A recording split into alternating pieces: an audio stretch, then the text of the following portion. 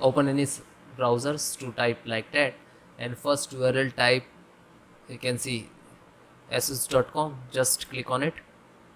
Then this is your laptop, just click on it. After that, click on support, then click on driver, select OS, slow down. This is chipset driver. Okay, so click to download.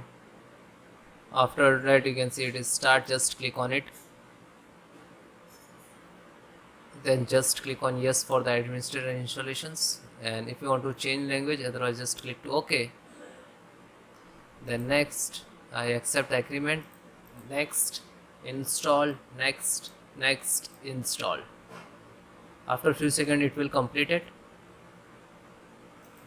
Then it is completed. So install any driver, so your system restart mandatory, so you can restart after some time. Okay, finish.